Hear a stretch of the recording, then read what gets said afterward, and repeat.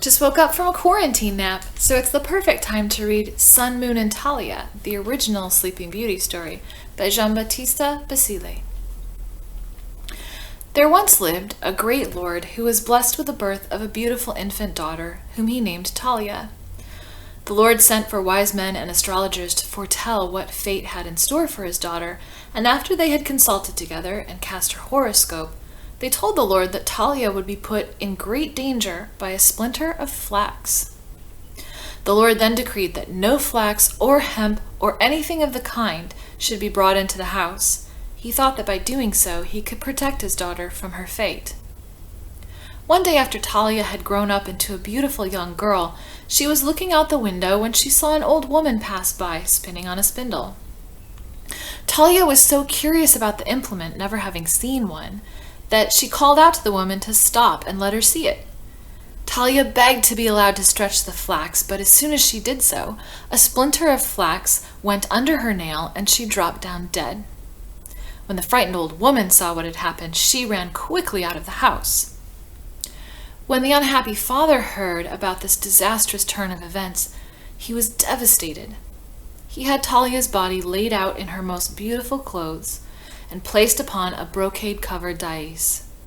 Unable to bear the thought of committing her body to the ground, he had the throne placed in a palatial room in one of his country estates, and then abandoned the estate forever. After some time had passed, a king was one day hunting in the forest near the estate, and his falcon escaped him and flew into the window of the palace. It would not return when he called for it, so the king sent a servant to knock on the door, intending to ask for the bird's return. There was no answer at the door, and the house was locked fast, so the young king at last told his servants that he would scale the wall himself and climb in at the window in order to retrieve the bird. So he climbed in and wandered the palace from room to room, but found nothing and no one. Until at last he came to a large, beautiful drawing room, where he found an enchanting girl who seemed to be sleeping. He called to her, but she would not wake. As he looked at her and tried to wake her, she seemed so incredibly lovely to him that he could not help desiring her, and he began to grow hot with lust. He gathered her in his arms and carried her to a bed where he made love to her. Leaving her on the bed, he left the palace and returned to his own city, where pressing business for a long time made him think no more about the incident. But Talia, who was not dead but merely unconscious, had become pregnant, and after 9 months she gave birth to twins, a beautiful boy and girl, unlike any who were ever born. Kindly fairies attended the birth and put the babies to suck at their mother's breast. One day, one of the infants, not being able to find the nipple, began to suck at his mother's finger. He sucked with such force that he drew out the flax, and Talia awoke, just as if from a long sleep. When she saw the babies, she did not know what had happened or understand where they had come from, but she embraced them with love and nursed them until they were satisfied. She named the infants Sun and Moon. The fairies continued to attend her, providing her with food and drink, which appeared as if delivered by unseen servants. The king at last remembered Talia and thought to himself that he would go again to the palace in the wood and see if the lovely lady was still sleeping there. Saying he was going hunting, he journeyed to the place and was overjoyed to find her awake, and with 2 charming little toddlers. He told Talia who he was and what had happened and how she had come to be a mother all unknowing. As they conversed, they both realized they were forming a stronger bond of friendship and love, and after a few days, when it came time for the young king to leave, he promised to return for her soon and bring her to his kingdom. As he journeyed back, he found he was indeed desperately in love with Talia and his 2 children, and he could hardly sleep for thinking of them, and when he did sleep, he called out their names in his dreams. Now, the young king already had a wife, who became suspicious when he did not return for several days from the hunt, and hearing him call strange names in his sleep, she was overcome with anger and jealousy. She called the king's secretary to her and said, "You're between a rock and a hard place, young man. If you will betray your king and tell me who his lover is, I will give you riches beyond your wildest dreams.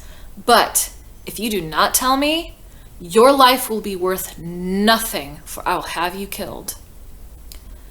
The secretary was filled with fear, but in the end he valued his life above honor, and he told her what the king had told him in confidence. The queen, once she had heard it, sent the secretary to Talia with a supposed message from the king, saying, "Send the children to me now, for I miss them and want to see them." Talia, overjoyed that her lover loved his children so much, obeyed the summons and sent the little ones back with the young man. The queen, hating the children even more when she saw how beautiful they were, took them to the kitchen and told the cook to kill them and to prepare them as tasty dishes for the king's supper. The cook was horrified at the suggestion, and though he agreed to it, he secretly took the children to his wife to care for them. Then he killed 2 newborn lambs and cooked them in a number of delicious ways. When the king came to the dinner table, the queen, with great pleasure, asked that the dishes be served to her husband, and when he ate with evident relish, her joy knew no bounds, and she kept pressing him to eat more, saying, "You are eating what is your own." After she had said this several times, the king began to get annoyed with her, not knowing her insinuation, and he finally said angrily, "I know very well I am eating what is my own, because you brought nothing into this house." And he got up and stormed out, staying for several days in a nearby villa to get over his anger. The queen, meanwhile, dispatched the secretary to fetch Talia herself, sending along a false message from the king that he longed for her and could no longer bear to be parted from her. Talia obeyed with pleasure, and she felt herself a great longing to be with her lord, who was so loving and kind to her. But imagine her horror when she was brought to the queen, whose very face was burning with passionate hatred. The queen said to her, "Are you the whore who's been enjoying my husband? Get ready to be welcomed in hell, because you'll be going there soon." Talia tried to reason with her, telling her how it had come to pass that she had become the king's lover while she was asleep, but the queen merely laughed in disbelief and commanded that a huge fire be lit in the palace courtyard and that Talia be cast into it. Talia, stalling for time, knelt before the queen and asked as a last request that she be allowed to take off her rich garments before she was cast into the fire. The queen felt no pity for poor Talia, but she had noticed that Talia's dress was very beautiful and encrusted with jewels, so she agreed that Talia should be allowed to disrobe, thinking that she would keep the garments for herself afterward. Talia began very slowly to take off her clothes. As she removed each garment, she screamed, and tears rolled down her cheeks, thinking of the horrors she was about to endure, and with each garment, her screams grew louder and more heart-rending. The king was just returning to the palace after his absence, and he heard the screaming. Following the sound, he came upon the queen and the weeping Talia, who had now removed all but her shift. He demanded an explanation, whereupon the queen reported that he had unknowingly eaten his own children and that his mistress was about to be burned for a whore. When the wretched king heard what had transpired, he was beside himself with grief, crying, "How could I have eaten my own sweet babes? Why didn't my very veins cry out in recognition? You venomous, evil woman!